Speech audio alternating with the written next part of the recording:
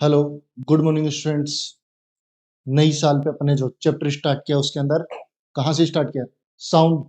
Sound के अपने first slide पढ़ी या फर्स्ट पार्ट कंप्लीट किया। अभी साउंड के अंदर कौन सा पार्ट कंप्लीट कर रहे हैं? सेकंड। तो सेकंड पार्ट में क्लासिफिकेशंस की बात की। तो क्लासिफिकेशन अपन एक टाइप का क्लासिफिकेशन देख चुके हैं, अभी कौन सा देखेंगे? Second type of classification. तो सेकंड टाइप ऑफ क्लासिफिकेशन में किस प्रॉपर्टी के बेसिस पे उनको सेपरेट कर रहे हैं? Vibration, okay, sorry, direction of vibration. कि जो मेरे एटम्स हैं, मॉलिक्यूल्स हैं, वो वाइब्रेट हो रहे हैं, लेकिन किस डायरेक्शन में? तो यहां से देखते हैं, depending upon the direction of vibration of medium particles waves are classified. कि जो वाइब्रेट कर रहे हैं किस डायरेक्शन में वाइब्रेट कर रहे हैं। लास्ट क्लासिफिकेशन कौन सा था अपना? मीडियम के बेसिस पे। अभी कौन सा क्लासिफिकेशन कर रहे हैं? वाइब्रेशंस के बेसिस पे। एटम किस डायरेक्शन में ओसिलेट कर रहे हैं, वाइब्रेट कर रहे हैं। एक बार इस टाइप को देखने के बाद में अपन दोनों को कंबाइन करके भी देखेंगे, जिससे आप इजीली सेपरेट कर पाओ।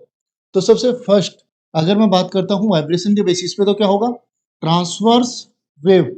कौन सी वेव्स? Transverse wave. तो ट्रांसवर्स वेव्स में मेरे जो पार्टिकल्स हैं वो किस वे में ओसिलेट करते हैं?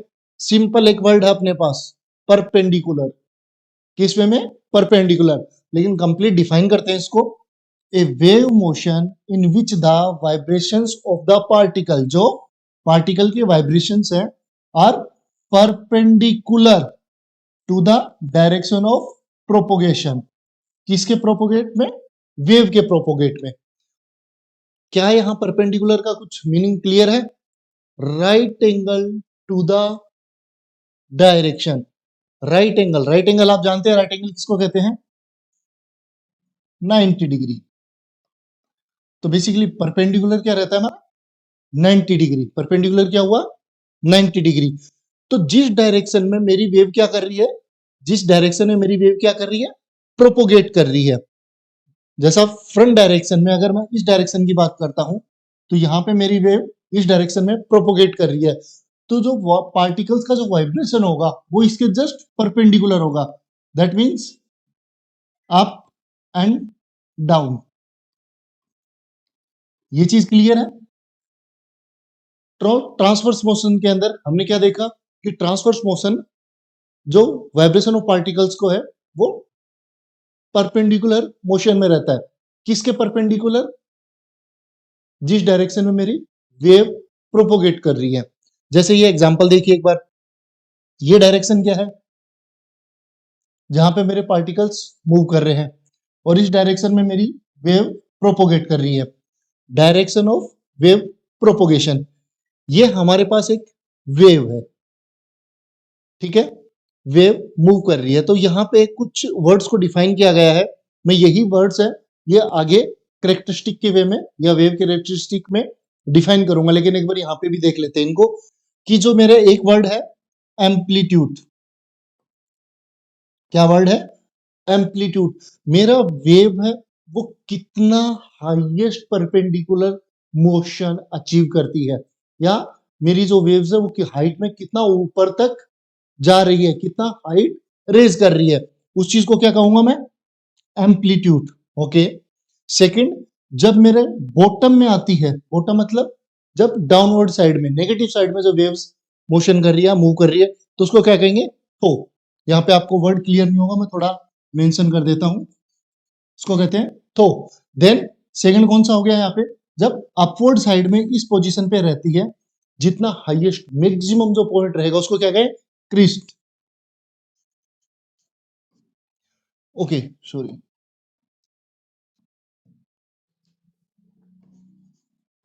क्या कहेंगे? क्रिस्ट। थो और क्रिस्ट, ये दो चीजें क्लियर है? ओके। अब यहाँ पे एक वर्ड और मेंशन है, वेवलेंथ। अब वेवलेंथ क्या रहेगा? तो वेवलेंथ बेसिकली एक कंप्लीट सिंगल वेव है। अब कंप्लीट सिंगल वेव अगर मैं यहां से स्टार्ट करता हूं, अगेन इस पॉइंट तक जिसमें एक क्रिस्ट हो एक थो हो, उसको क्या कहेंगे? Complete single wave. Clear? Okay, उसी चीज को एक वेवलेंथ कहते हैं। अब यहाँ पे आप देखिए पार्टिकल मूवमेंट, तो पार्टिकल मूवमेंट ये आपको किस डायरेक्शन में विजिबल है? अपवर्ड साइड और डाउनवर्ड साइड। यहाँ पे मोशन ऑफ पार्टिकल्स विजिबल हुआ आपको, तो अपवर्ड साइड और डाउनवर्ड साइड। अब अगर इसकी बात करते हैं तो कुछ एग्जांपल्स भी होंगे इसके, ऑफ कोर्स है। कौन कौन से? Ripples on water surface, vibrations in strings. अगर मैं वाटर की सरफेस पे बात करता हूं तो आपने वेव्स को किस मोशन में ट्रेवल करते हुए देखा है? कुछ इस मोशन में। क्लियर है? और इसी मोशन का एग्जांपल मैंने एक पॉइंट पे और भी दिया था कि जो वेव्स हैं या वाटर वेव्स हैं वो ट्रेवल करती हैं जब भी तो एटम्स जो हैं, जो मेरा मीडियम है वो ट्रेवल नहीं करता, वेव्स की फॉर्म में वो एनर्जी को ट्रांसफर करते हैं। जैसे ओशियंस के अंदर अगर कोई वेव फॉर्म या वेव क्रिएट हुई है तो वहां से क्या होगा कि जो ओशियंस का जितना भी वाटर है वो अपने किनारे पे नहीं आ जाता, वहां से वो एनर्जी ट्रांसफर करता है अप एंड डाउन मोशन के थ्रू। तो वो अप एंड डाउन जो ओशियंस की वेव्स का जो मोशन था उसको क्या कहेंगे? Transverse wave. कौन सी वेव्स है वो? Transverse waves. And second example कौन सा था? स्ट्रिंग्स। जैसे गिटार की जो स्ट्रिंग्स है तो उनको जब जूम करके या स्लो मोशन में ऑब्जर्व कर रहे होते हैं तो बेसिकली क्या रहता है, वो इस तरीके से मूव करती है स्ट्रिंग। जब आप उनको क्लिप के थ्रू एक बार ऐसा हिट करते हैं तो वहां पे वो क्या है, मोशन में, मोशन कौन सा रहता है मेरा? ट्रांसफर। या इस वेव में motion up and down, crest और थ्रो के रूप में ट्रेवल कर रहे होते हैं। क्लियर हुआ? तो ट्रांसवर्स मोशन के अंदर मेरे जो मोशन के मेरे जो पार्टिकल्स होंगे किसी भी ऑब्जेक्ट के या मीडियम के, वो मीडियम के पार्टिकल्स ट्रेवल किस वे में करते हैं? Up and down, perpendicular to the direction of motion. जिस डायरेक्शन में मेरा मीडियम मूव कर रहा है या एनर्जी मूव कर रही है उससे परपेंडिकुलर डायरेक्शन में मेरे एटम्स ओसिलेट करते हैं या वाइब्रेट करते हैं। ये क्लियर हुआ? सेकंड कौन सा हुआ मेरे पास? लॉन्गिट्यूडनल। फर्स्ट कौन सा था? Transverse wave. Second longitudinal. हम दोनों में डिफरेंस क्या होंगे? अगर उसमें परपेंडिकुलर है तो इसमें कैसे होगा? ऑब्वियसली परपेंडिकुलर से तो डिफरेंट होगा। इसमें उसी डायरेक्शन में एटम्स है वो वाइब्रेट करेंगे जिस डायरेक्शन में मेरी वेव प्रोपोगेट कर रही है। देखते हैं। A wave motion in which the particle displacement या particle motion in the same direction, in the same direction the wave travels. जिस डायरेक्शन में मेरी वेव ट्रेवल कर रही है या जिस डायरेक्शन में मेरा एनर्जी ट्रांसफर हो रही है उसी डायरेक्शन में मेरे एटम्स का वाइब्रेशन होगा। क्लियर है?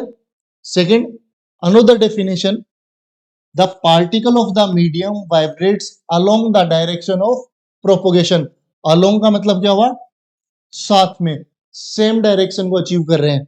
जैसे अगर मैं लास्ट वाले की बात करता हूं तो यहाँ पे 90 डिग्री का एंगल या परपेंडिकुलर फॉर्म हुई थी, जबकि यहाँ पे पैरेलल रहेगी।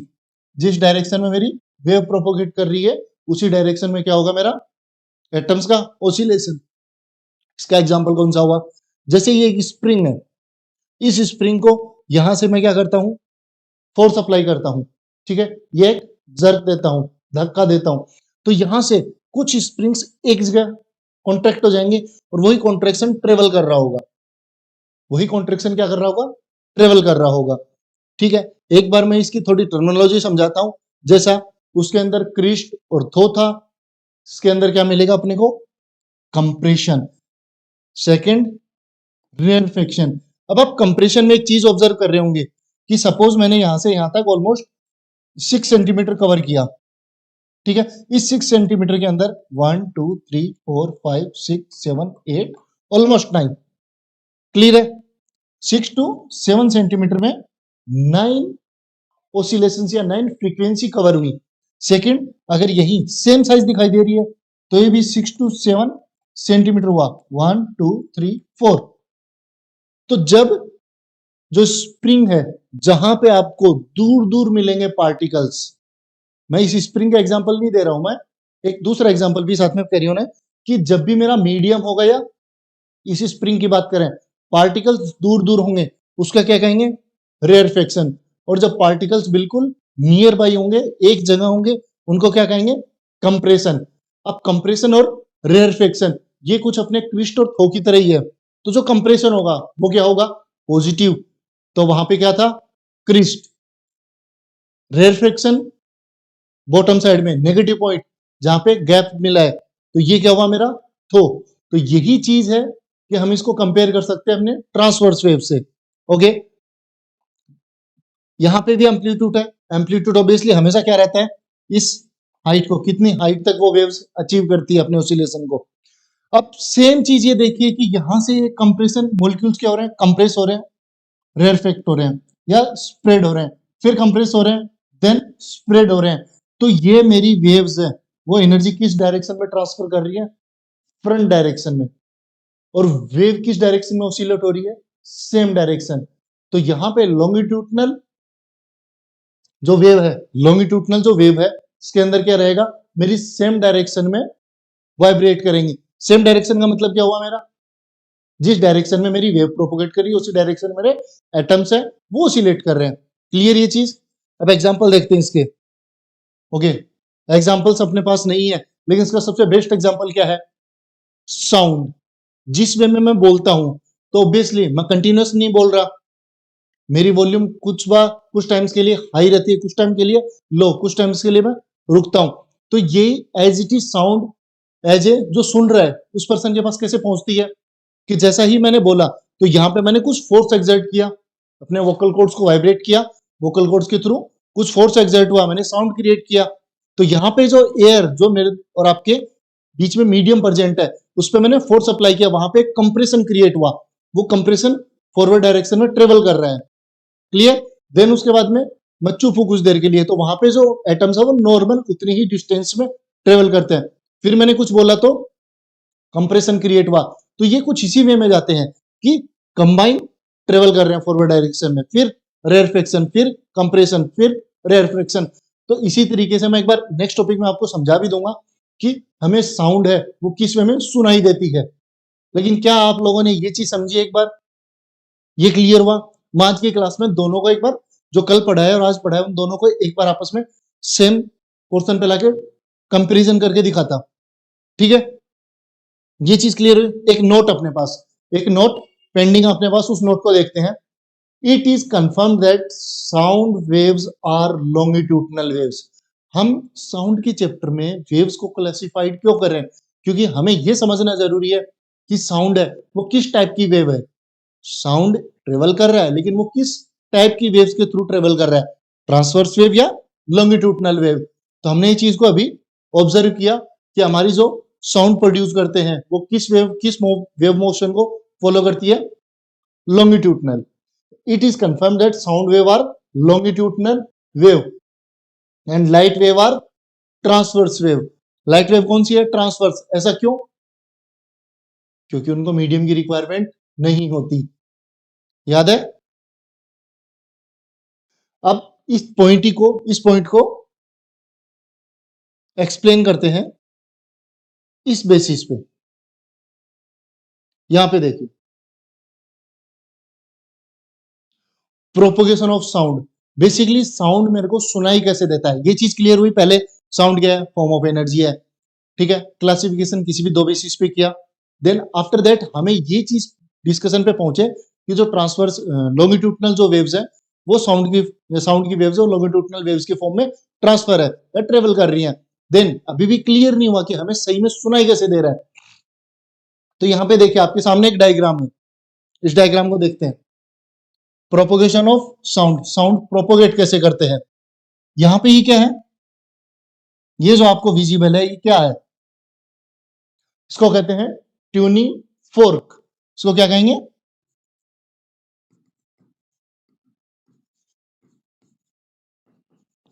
Tuning fork. ये आपको 11th क्लास में मिलेगा अलग अलग। तो इसको रहता है, एक रबड़ का ब्लॉक रहता है, रबड़ के ब्लॉक पे आप ऐसा हिट करते हैं तो ये क्या करता है? वाइब्रेट करता है। यहाँ पे आपको दिखाई दे रहा होगा, विजिबल होगा कुछ, ये वाइब्रेशन है। और जब भी कोई ऑब्जेक्ट, मैटर जब भी क्या करता है? वाइब्रेट करता है, तो वाइब्रेट करेगा तो वो साउंड प्रोड्यूस करेगा। तो इसके इफेक्ट देखिए एक बार। जब ये साउंड प्रोड्यूस करता है, जब भी वाइब्रेशन लेफ्ट साइड में जाता है तो वहां पे मेरे को क्या मिलता है? एक रेयरफेक्शन। क्या मिलेगा? रेयरफेक्शन। और जब ये फॉरवर्ड डायरेक्शन में आता है बहुत स्पीडली होगा, लेकिन अगर स्लो मोशन में समझते हैं कि जब ये बैकवर्ड साइड में जाएगा तो एयर है वो नॉर्मली ट्रांसफर होगी, तो वहां पे क्या फॉर्म होगा? रेयरफेक्शन। क्या फॉर्म होगा? रेयरफेक्शन। और जब फॉरवर्ड डायरेक्शन में आएगी तो जो एयर के मॉलिक्यूल्स है उस पर फोर्स अप्लाई करेंगे तो वो कंप्रेस हो जाएंगे। तो यहां से आपको कुछ विजिबल है, ये वाला, ये पार्ट क्या हो गया मेरा? कंप्रेशन। तो रेयरफेक्शन और कंप्रेशन को समझ पा रहे हैं? देन इसी वे में ट्रेवल करेगा, फिर बैकवर्ड साइड में जाता है तो वहां पे मेरा क्या फॉर्म होगा? रेयरफेक्शन। अगेन ये फॉरवर्ड डायरेक्शन में आएगा तो कंप्रेशन। इसी तरीके से जिस डायरेक्शन में मेरी वेव प्रोपोगेट कर रही है उसी डायरेक्शन में मेरे एटम्स के वाइब्रेशन या एटम्स का मोशन वो प्रेजेंट रहेगा। लास्ट में हमारा ह्यूमन ईयर है जिससे हमें सुनाई दे रहा है, या कोई भी रिकॉर्डिंग साउंड होगा जिससे विजिबल हो रहा है वह चीज जो रिकॉर्ड कर पा रहे हैं। अब इस चीज को एक बार देखिए कि the area where they are lie away from each others, एक दूसरे से क्या कर रहे हैं? मॉलिक्यूल्स दूर दूर है, उसको क्या कहेंगे? रेयरफेक्शन। रेयरफेक्शन। क्लियर? जहां पे एटम्स दूर दूर है वहां क्या कहेंगे? उसको रेयरफेक्शन। अब सेकंड क्या हुआ? The area where they lie together या नियर बाई प्रेजेंट हो, उस चीज को क्या कहोगे? कंप्रेशन।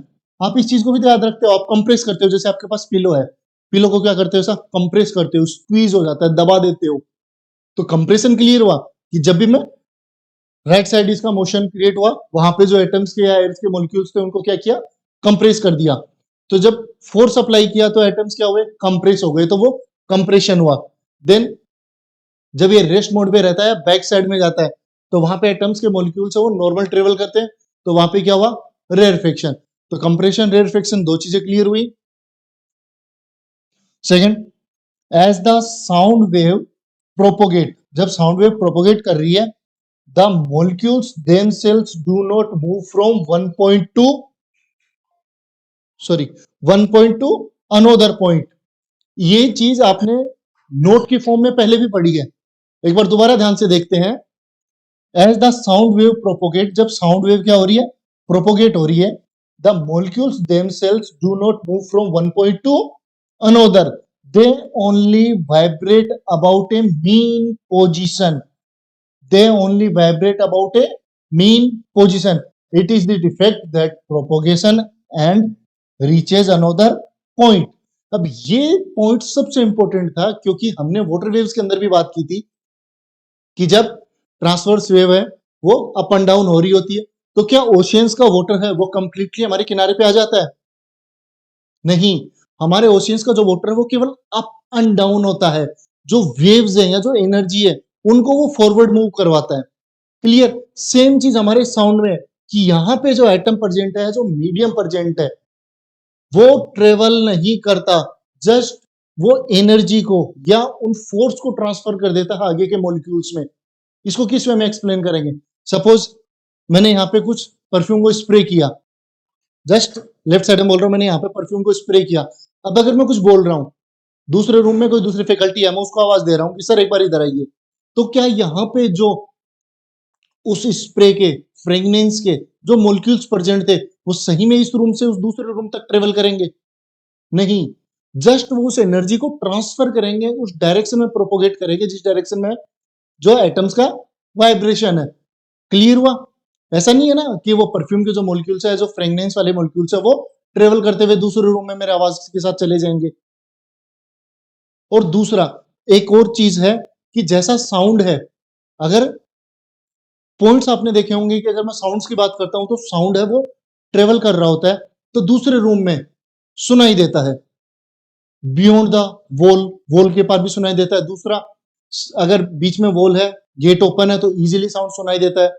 तो क्या साउंड भी लाइट की तरह ट्रेवल करता है? इन केस लाइट की तरह, जैसे लाइट की दो प्रॉपर्टीज थी, रिफ्लेक्शन की दो प्रॉपर्टीज थी, angle of incidence is equal to angle of reflection. क्या लाइट में भी ऐसा ही है? क्या साउंड भी किसी सरफेस पे बाउंस बैक करके सेम मीडियम में वापस ट्रांसफर होता है? बिल्कुल होता है। इसी चीज के बारे में आगे चैप्टर में डिस्कस करेंगे। लेकिन साउंड भी लाइट की तरह क्या होता है, रिफ्लेक्ट होता है, बाउंस बैक करता है, सेम डायग्राम फॉर्म होता है उसका। आपने डायग्राम देखा होगा, ये क्या था, नॉर्मल, ये क्या था, इंसिडेंस, ये रिफ्लेक्शन, ये कौन सा था, एंगल ऑफ इंसिडेंस, ये एंगल ऑफ रिफ्लेक्शन, याद है। और इसको क्या कहा था अपन ने, इंसिडेंस पॉइंट। तो सेम डायग्राम हमारा लाइट के लिए भी बनेगा, सॉरी साउंड के लिए भी बनेगा। ये साउंड की इंसिडेंट वेव होगी, जहां से साउंड इंसिडेंट होगा, बस कुछ डिफरेंस होंगे कि उसको सरफेस है वो थोड़ा वाइडर चाहिए, लाइट को तो पॉइंट आउट भी सही रहता है, एक सिंगल सा छोटा सा सरफेस भी क्लियर होता है, जबकि साउंड के लिए थोड़ा वाइडर सरफेस चाहिए होता है। Same incidence angle, reflected angle, same concept रहता है प्रोपोगेशन ऑफ साउंड के अंदर।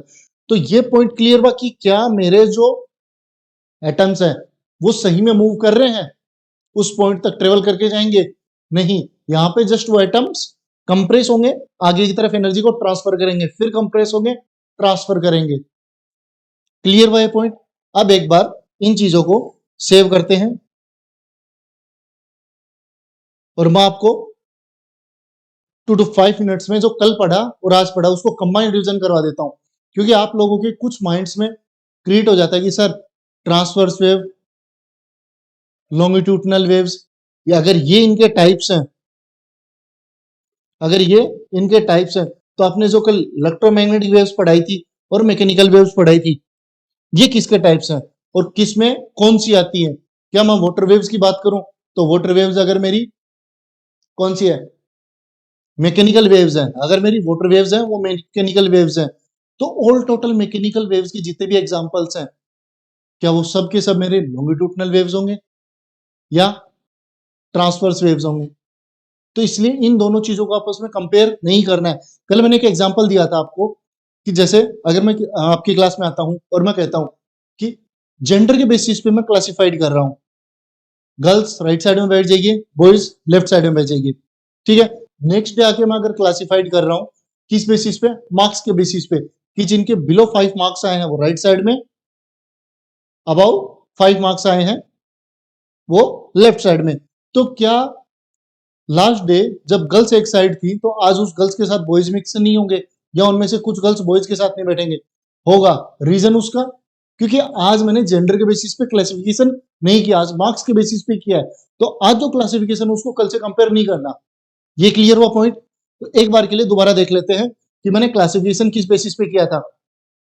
क्लासिफिकेशन ऑफ वेव्स, सबसे फर्स्ट कौन सा था, मीडियम के बेसिस पे, कौन सा मीडियम रिक्वायर्ड है उसके बेसिस पे क्लासिफाइड किया था। शॉर्ट में निकाल देते हैं, depending on the medium requirement, जो मेरा मीडियम की रिक्वायरमेंट है उसके बेसिस पे। तो मीडियम की रिक्वायरमेंट में क्या था, फर्स्ट मैकेनिकल वेव्स, फर्स्ट कौन सा था, मैकेनिकल वेव्स। मैकेनिकल वेव्स में क्या कहते हैं कि मटेरियल या मीडियम की नीड होती है। मैकेनिकल वेव्स में मटेरियल या मीडियम की नीड होती है, किसके लिए, प्रोपोगेट करने के लिए। एग्जांपल के लिए क्या था मेरा, साउंड वेव्स हो गई, वाटर वेव्स हो गई, या किसी भी स्ट्रिंग्स के अंदर जो वेव क्रिएट हो रही है उनका एग्जांपल हो गया, ठीक है। सेकंड कौन सा था, इलेक्ट्रोमैग्नेटिक वेव्स। अब मीडियम के बेसिस पे मैंने जो दो क्लासिफिकेशन किए वो कौन सा था, इलेक्ट्रोमैग्नेटिक वेव्स और मैकेनिकल वेव्स। इलेक्ट्रोमैग्नेटिक वेव्स और मैकेनिकल वेव्स। इलेक्ट्रोमैग्नेटिक वेव्स कौन सी है, जिनमें मेरे को मीडियम की रिक्वायरमेंट नहीं है, जैसा एक्स रेज, गामा रेज, ठीक है, रेडिएशंस, यूवी, अल्ट्रावायलेट रेंज, जितने भी आप रेडियो वेव्स या माइक्रोवेव्स पढ़ेंगे वो ऑल टोटल जितने भी हैं वो क्या है, मेरी इलेक्ट्रोमैग्नेटिक वेव्स। क्लियर है, ओके। और आज कौन सी देखी है, एटम्स जिस डायरेक्शन में वाइब्रेट करती हैं उसके बेसिस पे कौन कौन सी थी, फर्स्ट कौन सी है मेरी, transverse wave, second longitudinal wave. Clear हुआ, ठीक है। और अपने ये भी फाइनल हुआ इन कंक्लूजन, या इस डायरेक्शन में हमारे पास ये कंक्लूजन फॉर्म हुआ आज के दिन कि जो साउंड वेव्स होती हैं वो कौन सी होती है, ट्रांसवर्स वेव या लॉन्गिट्यूडनल वेव्स। तो हमने वेव्स के टाइप देखे, इससे हमारा साउंड का जो पॉइंट है वो क्लियर हुआ। अब नेक्स्ट टाइम हम साउंड की प्रॉपर्टीज पे पढ़ेंगे कि, या वेव्स के कैरेक्टरिस्टिक्स देखते हैं कि वेव्स है वो किन चीजों से मिलकर बनी है। क्लियर, नेक्स्ट क्लास में मिलते हैं, आज के लिए इतना ही, थैंक यू।